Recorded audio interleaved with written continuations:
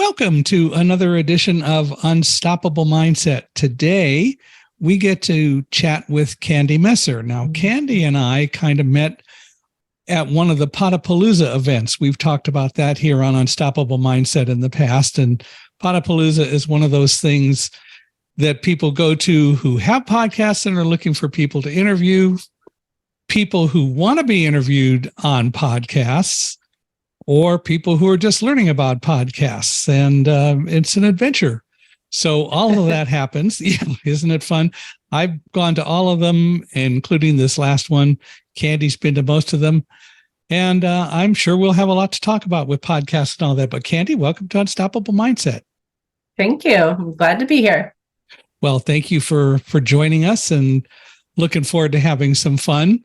So why don't we start, if you will, by you telling us a little bit about kind of the early Candy, what got you started, school, or any of those kinds of things, sort of like always start at the beginning and go from there. Sure. Well, I was born and raised in Southern California, lived there pretty much my whole life until 2021, where I was able to relocate because I have my daughter and her family live now in Tennessee, and I had 2 grandchildren. I'm about to have a third. So I wanted to be close to them. And the pandemic actually allowed that to happen. I'd been working in my business remotely for many, many years, probably at least a decade. I had the ability to work from anywhere as needed. But it was finally when that happened that clients were aware, right, that we didn't have to be in the same location. And so many years ago, I never intended to be a business owner. I was a full charge bookkeeper for a publishing company, and somebody who knew what I did said, please help me with my husband's business because I have to pay the bills and invoice and reconcile and all of that. And I don't mind doing the basic stuff, but I especially hate reconciling. And so that's kind of how I got started, because she kept bugging me, and I finally agreed to help her. And then I had to get some more clients because I had things that I had to pay for in my own business that, I had to cover my expenses that one client, wasn't going to do. And then after helping her for a couple of years, my husband basically said, quit your job, do your own thing. People enjoy what you do. And that was basically in 2004. when I left the full-time job and gave up that guaranteed paycheck, which was a little bit scary. But I enjoy on a personal level, like reading, crocheting, logic puzzles, things like that. But I don't have as much time to do that since I am an entrepreneur and work more than I probably should. But I have a staff as well that I want to make sure that we keep the business going so I can continue to support them too. Where in Southern California are you from?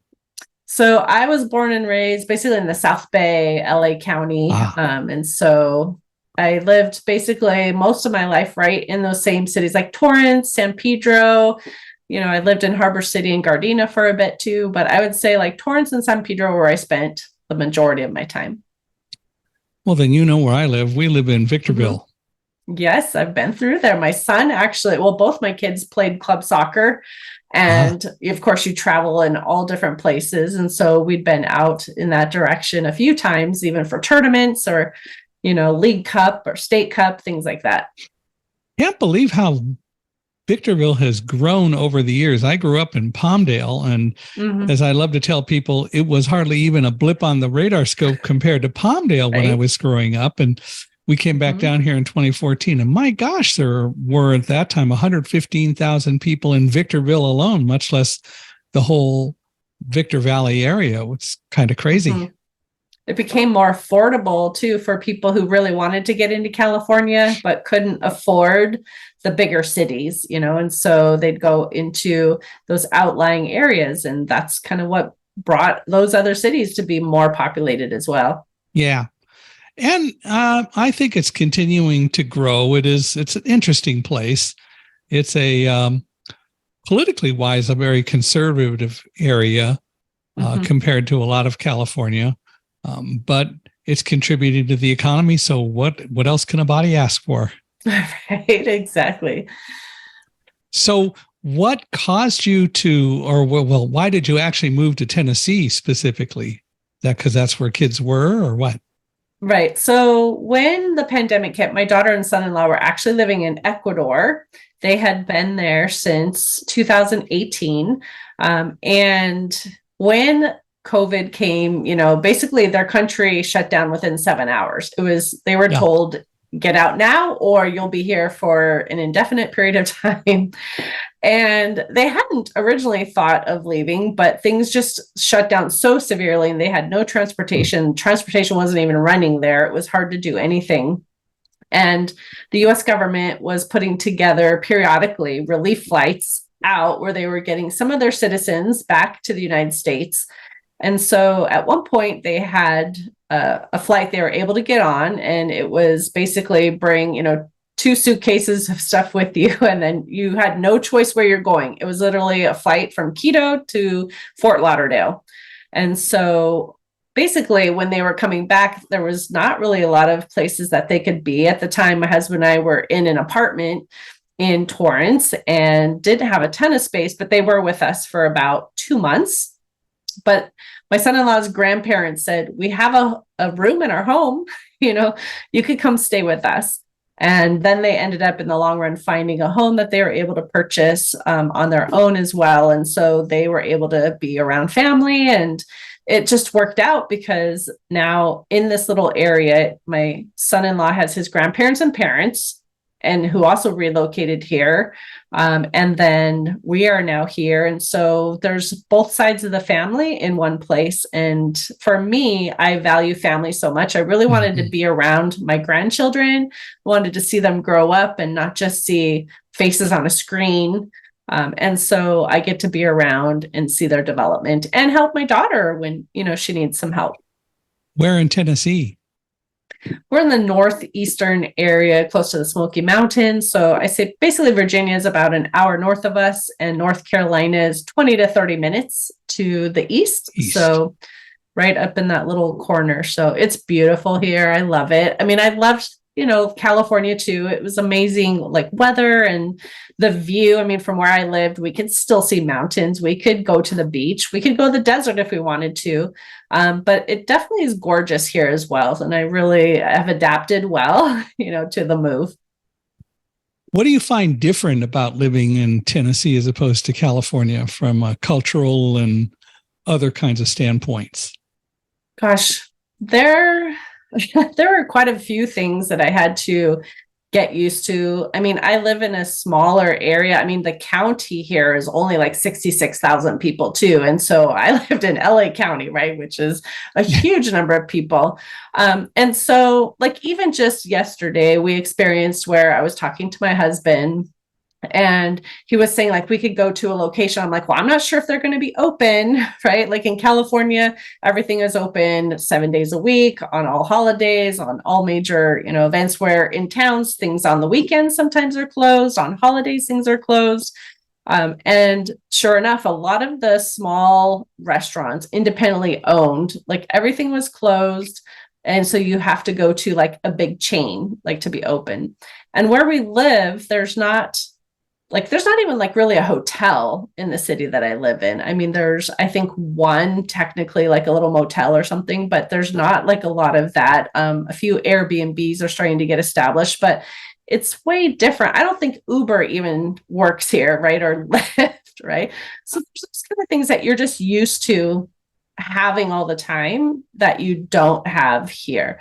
But people here are super nice, and I enjoyed the neighbors that I had. I had built some relationships, but I know in California, a lot of times we didn't really talk as much with each other in California, where here, like when we moved in, someone like showed up, welcomed us to the neighborhood, invited us to their church, brought us some baked goodies, and then we're helping each other out as like if we need things. And so I think it just kind of depends on the people that you're around, right? Because you can have that pretty much anywhere if you've got those kind of people who are willing to be like that too. But a lot of people are individualistic now and don't necessarily interact as much in community. Mm-hmm. What about the food? I mean, you know what California is like, lots of fast food and everything else. What is it like back there from an overall food standpoint in terms of what are people in the habit of eating and all? Sure. Like in West Virginia, there are lots of fried things, a lot of dough Mm-hmm. and all that. Well, here there's something I still haven't tried it either, but I hear like pimento cheese is like the thing here, or whatever. And they'll have sandwiches with this on it or other things, which I'm like, okay, that's interesting, you know. But there are things here too that I enjoyed in California that I don't really see. Like I loved Chinese chicken salad, right? Or things like that. And you don't see that as much. Don't see much of that, You do don't you? see as much ethnic food. I mean, Right. there are some, but it's not like, I mean, again, in California and LA County, you could go to some areas and there would be Ethiopian food or there would be, just like all different kind of cultures. So here you could still get Chinese, Italian, Mexican, whatever. But some of the other ones that are maybe a little more obscure in general, you're not going to see as much. And how far away is your nearest Costco? I actually don't think there is a Costco anywhere Yeah. close. There is a Sam's Club, which is probably about 20 minutes away. There is a Walmart in my local city here, I just noticed there's a Ross that's being built right now. So that's kind of cool. But there's like a lot of the things here that I noticed, like none of the big branches of banks, even that I'm used to, they're not even here. Yeah. And so that was one of the things I had to adapt to is, yes, you could do things on your phone, make deposits and everything. But with running my business, I really wanted to have a relationship with the bank where I could go in if needed. And so I had to kind of develop those relationships again and I told the bank that I had in California, I loved working with them. I will still recommend them to clients if clients need something. But I felt I needed to have that. So that was to me strange. Like there's all these like credit unions or small regional banks I've never heard of. And the big ones I'm used to, none of them are around here. So that was another just getting used to some of the things that are just a little bit different. The bank wasn't willing to construct a branch there for you, huh? Not yet. Oh, well, there's something to shoot for. But what does your husband do? Well, he originally had been a truck driver over the road, in basically 48 states in Canada. And then he basically decided in the fall of 2019 to leave for the winter because he just decided it really wasn't safe. Because the trucks sometimes would just like automatically brake. And if you're on ice, that's not a good thing. Right. And so there were a couple times where thankfully he's very good at what he does, but he had a couple times where he was almost in an accident because like the way the road was, he would explain, like, say you have an off ramp and there's some cars like stopped on the off ramp, but it's not in your road, right? It's not in your lane and the road curves. And so it would be perfectly fine, but all of a sudden it slams on the brakes because it thinks you're going to hit somebody. And then, you have a potential to jackknife your vehicle. So he said, I don't want to drive in the winter. They can't guarantee that I'm only going to stay in states, without snow. Yeah. And so he was going to leave. And then when he thought of going back, which was early, 2020, now we have the pandemic. And a lot of the trucking had basically stopped. I mean, if you had grocery deliveries or things like that, you could, but he had switched from kind of what they called like the hook 'em ups, where you've got a trailer and you just attach the trailer and deliver. And he used to deliver groceries and things, to doing more heavy haul. He used to take like pipes, or he actually delivered parts of the stage for the Super Bowl, or, just like this heavy equipment that a lot of that demand had disappeared. And it actually was about the perfect timing because at that point is when my daughter was about to have another baby. They were looking to buy a home that they ended up getting because it was a foreclosure. And so there was a lot of work that needed to be done. So he was able to help them with their home. And then when I would come, I would be back and forth until we finally bought our own home in November of 2021. So I would help my daughter sometimes, and I would go back, and I was helping my parents also in Indiana and spending some time with them. And so I was back and forth a little bit, but he was here and able to help them when they needed it. That's cool. But it's different, but by the same token, you obviously adapt and accommodate well, and you're having a lot of fun. So you went to college in California? I did. And I decided I did not want student debt. And so I went to community college for the first 2 years, graduated with my, AS degree in business. And then I went to my local 4-year university in Carson, California. I went to Dominguez Hills and graduated there. So I basically worked and went to school so I could pay, my tuition as it happened. And so thankfully I did graduate. And I went year round pretty much too. So I could graduate in those 4 years and leave without all of the debt that a lot of people have. And I'm thankful I did that because it definitely made a bigger difference in my financial future than having that debt. But I know a lot of times it depends on your industry you want to be into. For me, I felt I didn't have to go to like a really expensive college. I was going to get the education and then I could apply it. It's not always just what you learn in school, but how you apply it. Right. And so that was my path. So what did you do out of college? So originally, it's so funny. I started my first quote unquote real job, other than like the babysitting and stuff I used to do, working retail. And I thought that would just be, a job when I was a teenager. I'll just do that until I decided to do something else. But I ended up continuing to have promotions while I was there. So I started when I was 17.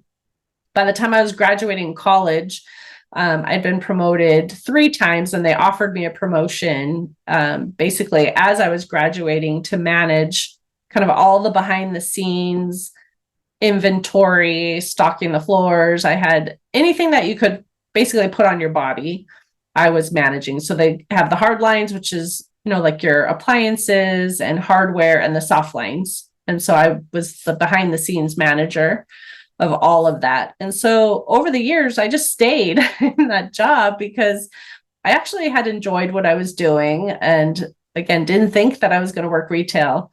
But as I got married and I'd had my first child, I was pregnant with my second child. I just thought retail isn't for me any longer. I want to be able to have more time at home with family. And with what I did, sometimes we were at work early in the morning. Most of the time I was at work by 6 a.m. But during Christmas season, sometimes they would have us go in like 10 o'clock at night and work all night long because you don't have people in the store any longer. So it's easier to just get the stuff on the floor. And that's not really conducive to having time with your children. So I ended up leaving and I decided to be an at-home mom for a few years and then kind of got back into the workforce part-time, volunteered in my kids' school and different things that they did. And then over time, became an entrepreneur. So from retail, you went to do what exactly? So from retail, again, stayed home for 3 years. And then basically someone reached out to me who needed help at a preschool. The director was on a medical leave. She'd been on a medical leave. And then the person who had come in and replaced her had just left to go back to a different job when the director came back. And then she had the same medical issue and was going to be gone probably another 6 months. So they asked me if I would come in, kind of just make sure, all the records were being handled appropriately, all the money's collected from the parents and expenses paid and, all of the things that needed to be done to run that. And at the time, my kids were still preschool age. My daughter was 4 and my son was 2. So I was able to take them with me to the job. They would go into their classrooms. I would do the work, but I told them I only want to work as long as I need to get the work done and then be able to go home so that I'm not just sitting there all those hours every day.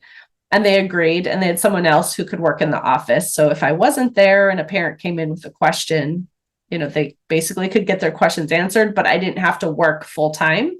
And that was basically my stepping back into work outside of the home.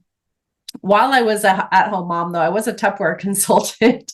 So I did have a little bit of time out where I was earning a little bit of money, but I was talking to adults because if anyone has been home with babies and that's all you do, you realize you need to have a little bit of adult conversation. Yeah. So I had done that too.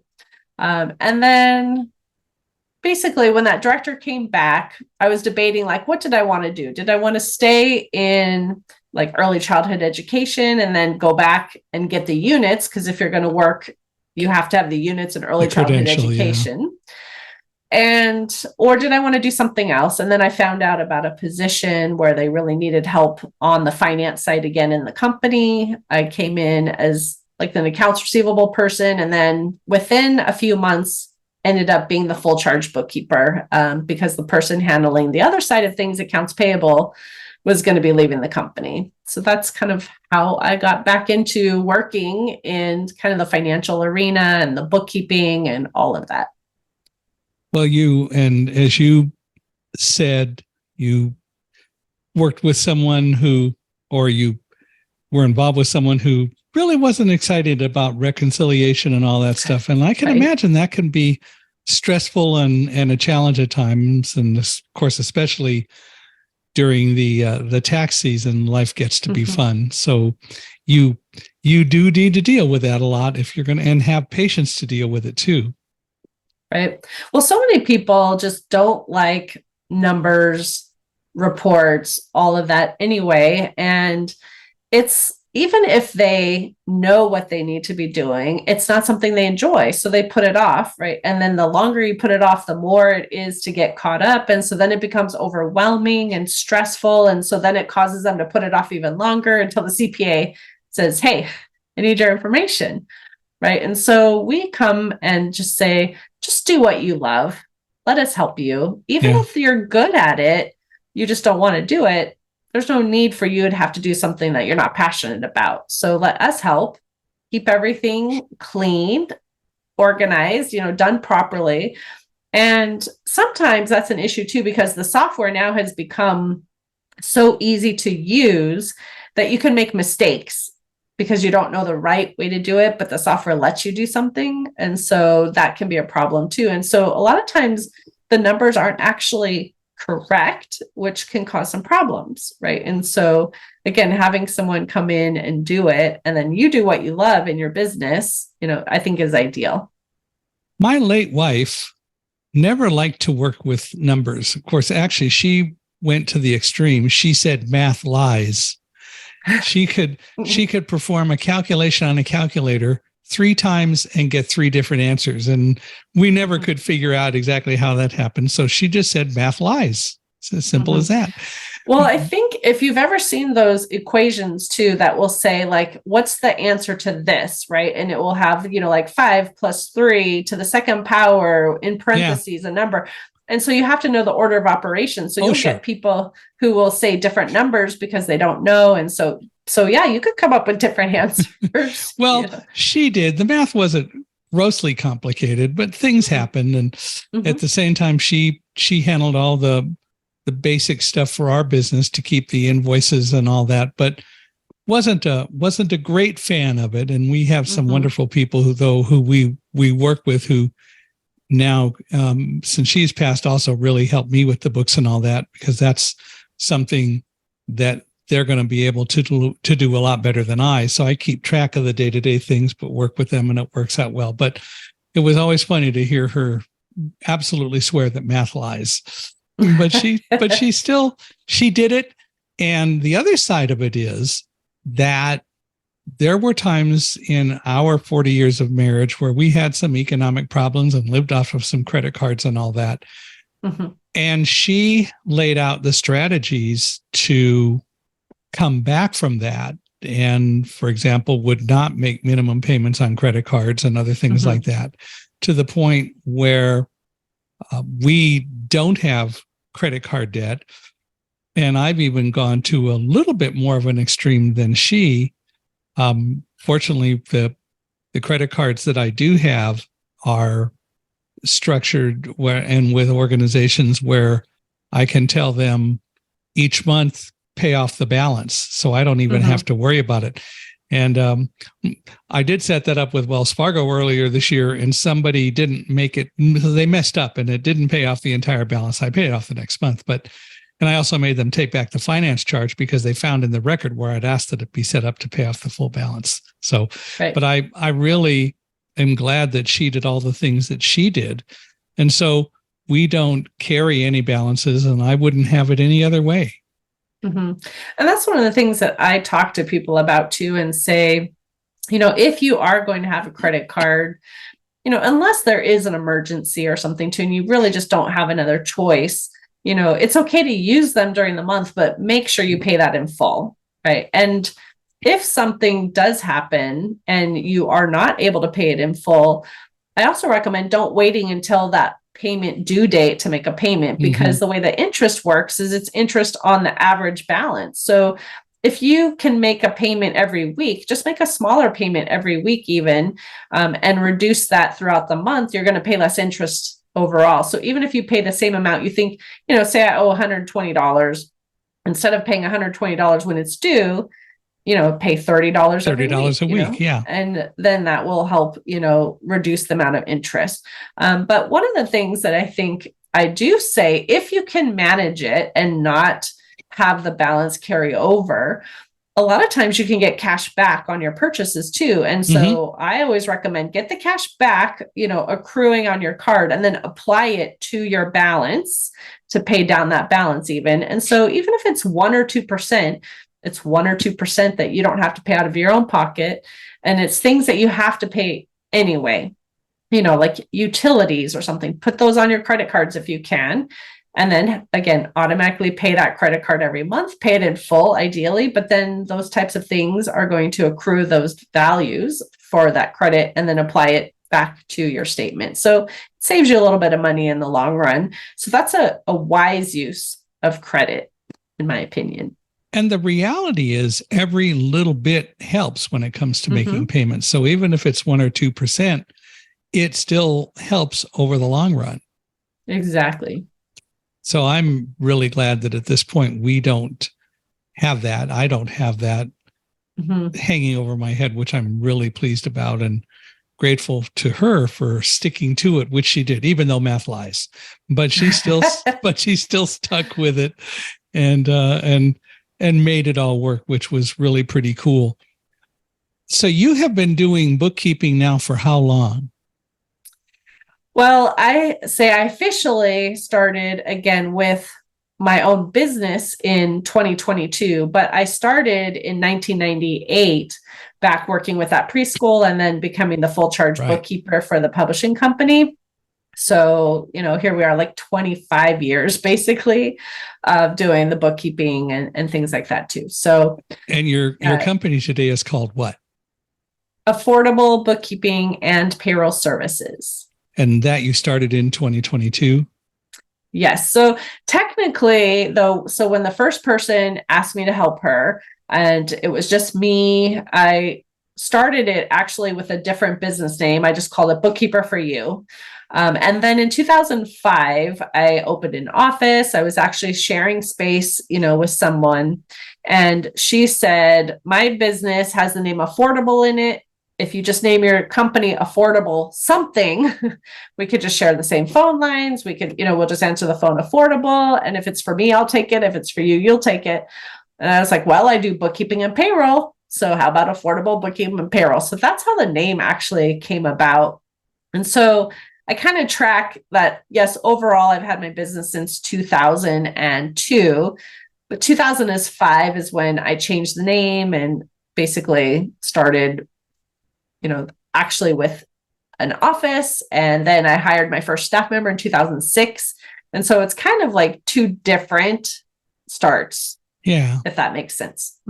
Yeah, it does. And so as an entrepreneur, you are doing bookkeeping, I think you said early on, for a lot of people remotely. Well, early on when it was just me, and again, I started with the first person who needed help, and then I had a couple more clients I had to get, I would go to their locations and do the work in their office. And that's kind of where I make that switch of in 2005, I opened an office. And so for a period of time, I still went to some client locations, but I was starting to develop where work was coming to me instead of me having to go to them. But initially it was where I was finding people that needed help on site. they didn't need their own bookkeeper on staff. Maybe they only needed someone once or twice a month to come in to, pay some bills or reconcile the accounts. And then again, over time, it started to shift more where it was the work coming into my office and I was hiring more staff, and we were all in one place in California until the pandemic. Thankfully, I was already thinking of moving to a more remote team, and we'd already had a lot of that in place. We'd already been testing as of actually my first person was in 2018, who I'd hired her. The day that I hired her, her mom ended up passing away actually in another state. And she was like, oh, I'm not sure I can even keep the job.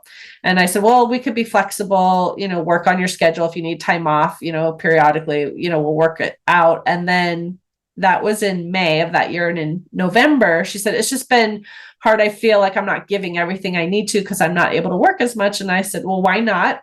Let's test this out. Let's have you be able to work remotely. And we can set up systems and processes and test software and communication and, everything that we needed to do. So she started doing that November 2018.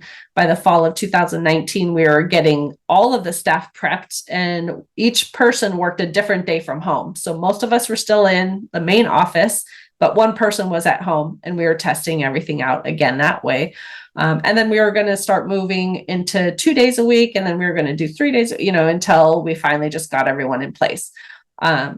And what was the overhead? Of course, right, a little. Of course, I actually had to pay for some additional software or whatever too that allowed for all of this to happen. And we went from, hardwired phone system to an online, VoIP system. But when the governor said, work from home, it was easy. I could tell all my staff to stay from home. And technically I was an essential business, so I could have required everyone to still come to the office, but I thought it's not necessary, right? There's really only one person I need to have in the office. So if anyone drops off anything or needs a pickup, we still had some people who had printed payroll checks. They would need to come and pick it up. I needed one person in the office. Everyone else really could work from home because everything that we do is basically online technology or things like that. So it just made it easy to allow other people to be able to be from home, have one person. And now I've literally got people in multiple states because having a remote setup allowed me to hire outside of my local area since we didn't have to be in the same office, right? And so I've been able to hire moms who have kids. I have one that had, a child with a health issue that she can't really leave her home very much. And so she had a hard time finding work that would allow her to be home with her daughter. I have 2 people who in the last 9 months have each had a baby. And so I've been able to allow them to have a flexible schedule. So when they need to get off the clock and help the baby, they can come back on, so there's like a lot of things that I've been able to offer that I couldn't when we were like a 9 to 5 in the office business. Right. So how many people do you have working for you now? Right now I have 9 staff in 4 states, about to be 5 because one is moving to another state. So,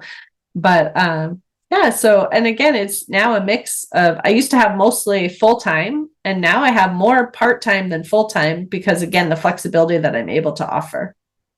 So it was no real great difficulty, I gather, for you to move to Tennessee, since you were, as a company, so used to doing things remotely. What an innovator, because for a lot of companies, it was hard to do, and I think still is hard to do. And what I don't hear you saying is that anyone has any kind of fatigue about working remotely, whether you communicate through Zoom or on the phone or whatever, but everyone is used to doing it and you're doing it just fine. Thank you very much. Yeah, I think it's interesting because, yes, we are all in different places, and I think a lot of people enjoy still having the ability to work from home, but we still want that connection with each other. So we do have, our like chat. You can individually send a message to one person if you need to reach them, or if there's a group, sometimes we'll send a picture of something just into the group chat. Like when the ladies have had their babies or they want to just do an update and send a picture, we could do that. Or, sometimes we just send those quick little messages, but I also have a weekly team meeting that we're all coming into. We get to see each other on Zoom, see each other face to face, and most of the time they're business, but sometimes I'll have like a special little event, like I've done for the babies that are going to be born. We're going to have a special little baby shower today, right? Or if someone's getting married or someone just graduated, so then we can honor like the special events in their lives as well, which helps us feel connected to each other. So it's not like, well, I'm just in my house and you're in yours and we don't get to see each other. But look at what you're doing. You're really providing a very supportive environment, and you are really adopting and adapting to whatever situation you need to do in order to make it a productive situation for everyone who's involved, which is your entire team. Mm-hmm.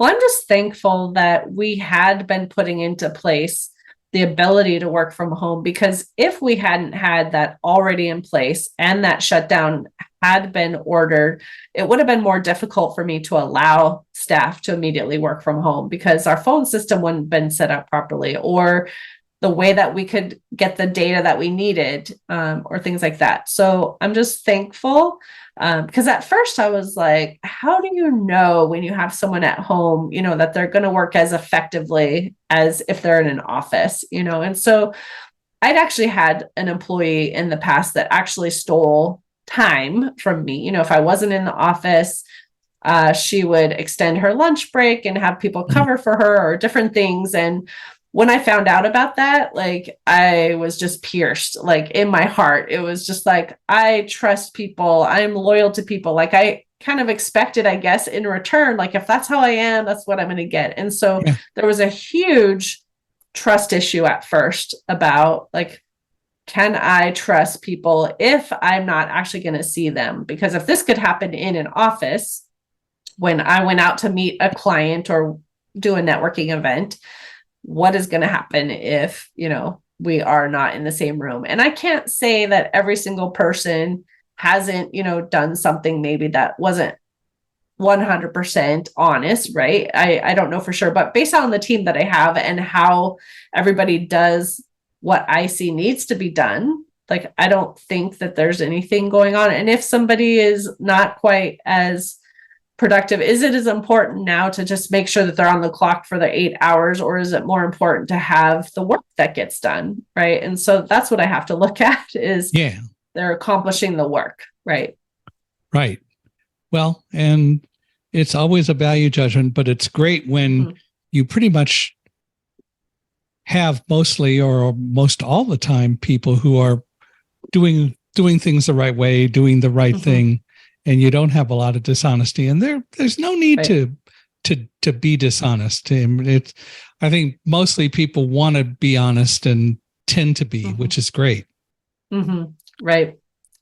Well, so do you, how do you get new clients? How does that happen? Since everything is remote.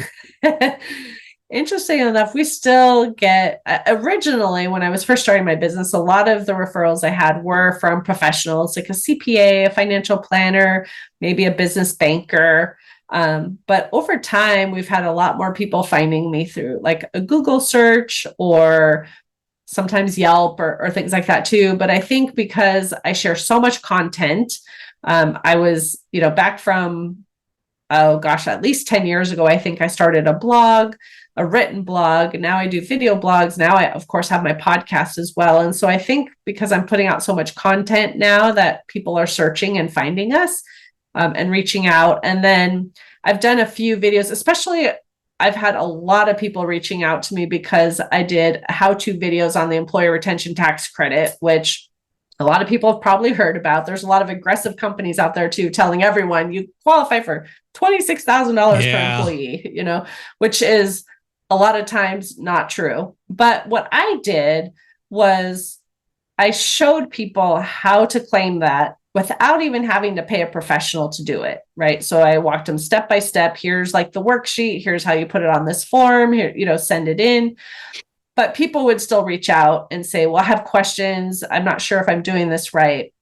So we've been able to help them too as customers. So it has brought in customers, even though my intention was just to put out free information out there so small business owners could get this. Because what really annoys me are these big companies that are, or the aggressive companies, I don't know how big they really are, but they're taking 15, 20, 30% of the credit by helping these small businesses claim this. And I was like, the whole point is they kept their employees on staff during a pandemic. A lot of times they were barely able to survive because they didn't have the cash flow. So why not help them get the cash in their pocket and not take 30%? Yeah. So let me show them how to do it. And that's kind of how I've had a lot of people come to me too, because they're finding those videos on YouTube. And I'm answering questions if they have questions. Now, they have to be general questions. If it's very specific to them, then we have to say we need to have a consultation, and that's a paid consultation because there's too many individual questions. But if someone is just asking a basic question, I'll answer that question for them. During the pandemic, it was just my wife and me in the business. So I suspect we probably wouldn't really qualify for getting a whole lot because income was a little bit rare, not like none at all, but it was a lot less because speaking and stuff wasn't happening. But but I see those commercials all the time, and I've always just been amazed by them. And it just seems right now there seems to be a lot more. Like it comes in cycles. Like I still even get texts, phone calls, emails, have you applied for this? You could get up to $26,000 per employee. Just reach out to us. And so I know one of my employees actually told me recently somebody had emailed us and they were mad because what we had said that their credit was less than the $26,000 per employee. And he's like, well, you didn't do this correctly. So then she said, well, let me explain like what the difference is. So number one, that's assuming that you qualify for all 6 quarters. Number two, it's assuming that everyone on payroll qualifies. If you have a majority owner and any family, like they don't qualify. Yeah. It assumes that every person earned the maximum wage, and it assumes you didn't have a PPP loan, right? Or things like that too. And so when she was able to show like, well, this didn't qualify, or this person didn't make the 10,000, or you had a PPP loan and you had to have this much of your money go here, then it makes sense. But again, there's a lot of misleading information out there. Yeah. And that's why I get really annoyed, right? Because it's like, just be honest with people and provide the service at a reasonable rate, and, let them have the cash that they need in their business. Yeah, because that's what it's really about. Well, you mentioned that you have a podcast. I'd love to hear more about that. Sure. Well, just like I never intended to be a business owner, I'm not sure if I actually said that in this interview, but I never intended to be a business owner. It just kind of happened. I never intended to be a podcaster. What happened was that'll teach you. Right? Someone saw what I was sharing on LinkedIn. So I would, post an article or things weekly. And of course, just general posts through other social media, things that I was sharing. And she said, I think your content would make a great show. And I was like, like, that's a scary thing. I'm actually an introvert. I'm shy. And so like at the time too, that was a live show for an hour. I was like, am I going to know what to say? Am I going to know what to do? Who am I going to interview? I don't really know if I'm going to be good at that. But then I just thought, you know what? Why not try it? Like, what's the worst that could happen? Right. And so I was with them for about 15 months. So I signed up before the pandemic. I signed up in 2019. So I went about 15 months. But then at that point too, it was like, I want to be wise as well with my business finances. We still don't know what's going on. And I can kind of cut back on that expense, do it myself. And my husband had been telling me I should do it myself anyway, because then I could also be on YouTube. He's like, people search YouTube. You could post your videos there. And so in 2020, we did convert to doing it on our own and, doing it through YouTube as well as putting it to the podcast platforms. And I actually, a couple weeks ago, maybe, or just recently, just aired my 250th episode I've recorded more because we record a little bit in advance, but we've now put out 250 episodes, which I'm excited about that. And the goal was for me, educate business owners to help them be successful, because I see too many people who don't know what they're supposed to do until after they get a notice, even like you were supposed to have a business license. You were supposed to have paid estimated tax payments. You were supposed to have collected and paid sales tax. And then they get these notices with penalties. And a lot of businesses started even in the pandemic because someone lost a job or they had free time and now they could start a business.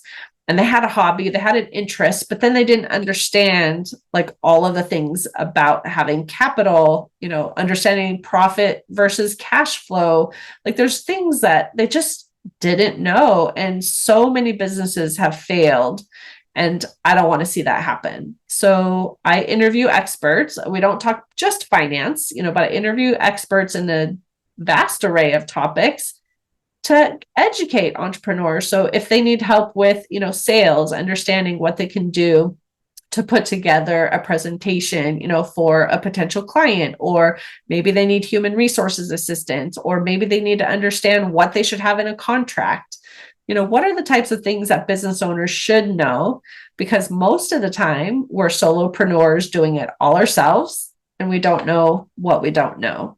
So that's kind of why I still do my podcasting, is really just talking with people to educate those entrepreneurs so that they get the information that they need to apply it to their business. What are some of the most common things that you discover people don't know about doing a business that you advise people about on the podcast or whatever? Sure. So again, like just on the podcast, we'll just talk about, again, any kind of thing that will affect the business. So whether it's on a legal topic, a marketing topic, finance. So what I started doing, because at first I was always interviewing other people and I never really even talked about what I did in my industry. And finally I was like, well, I should be also sharing tips. So I'll now just talk sometimes about a topic. But like recently I talked about household employees. You are supposed to have them on payroll if you have someone like a nanny, or if you have like in-home care for a family member. You're not really supposed to do them as independent contractors. And depending on the state that you're in, there could be some really harsh penalties as well. I mean, the IRS does have guidelines too, but some of the states are even more strict, and California is one of them. Like if in your business, you are paying someone to do the work that drives your business revenue, they are an employee, right? According to California. There have been a few cases and there's been a few exceptions, but in general, if you are a website developer and you pay someone to create websites, you are not supposed to issue a 1099 to them. You're supposed to put them on payroll. Mm-hmm. That's one of the big things that people still don't know, is they just think, oh, it's just easier to pay someone. I'll just write them a $500 check every, however often I'm supposed to pay them, and they can handle the taxes.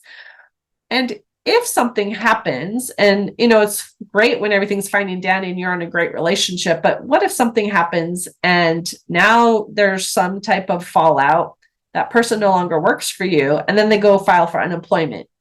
Now you're going to be audited.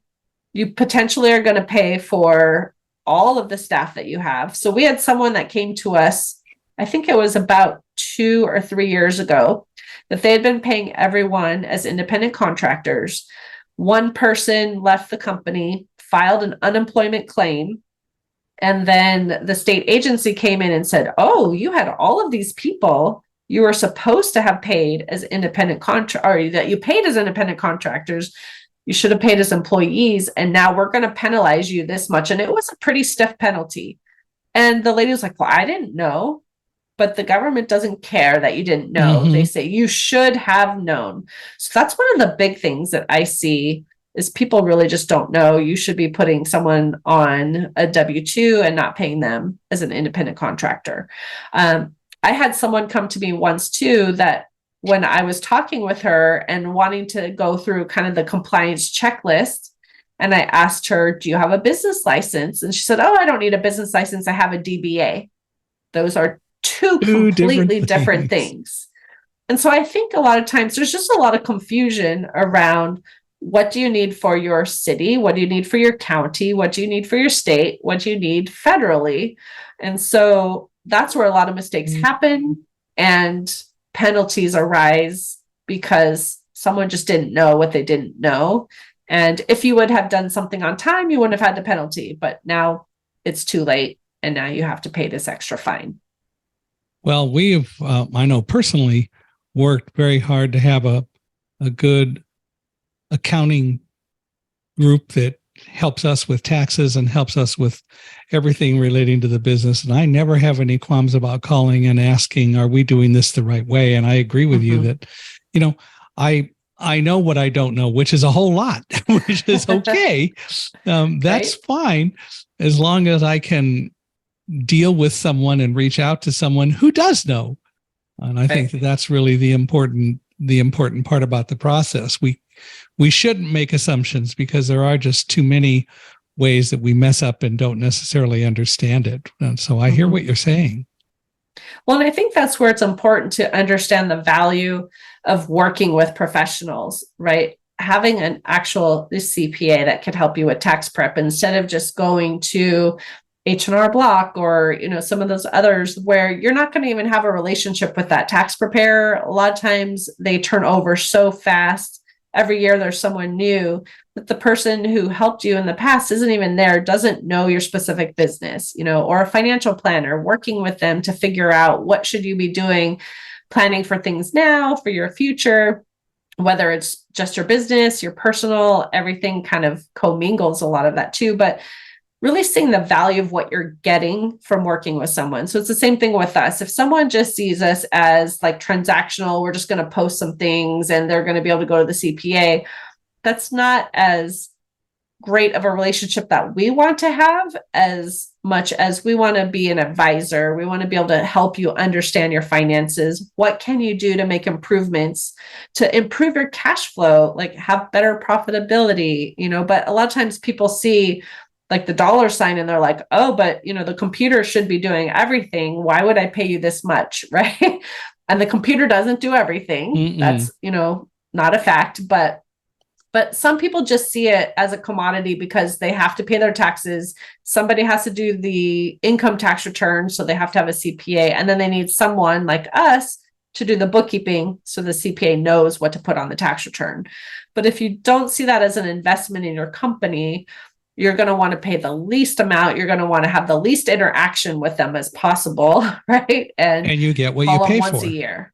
Right, exactly. And so I think that's one of the things we are trying to explain to people as well is see us as a resource and let's work together in a partnership, not just a once a year drop off your box and, you know, we'll post the things for you, or even if it's once a month, like look at the information that we send. The financial reports give you great information and you can use it to make wise business decisions.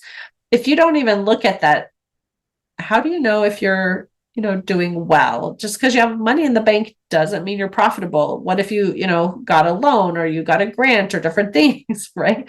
That money is not income, right? And so your expenses could be more. And if you're not making some adjustments, you could be in for a big surprise, you know? And so it's like that working together. How can we make things more efficient? What can we do to really have you be successful? And those are all certainly important things. And I think that's really the key is that your job is in part to help make your clients successful. Right. That has to be part of it. Exactly. And like I said earlier, like too many businesses fail.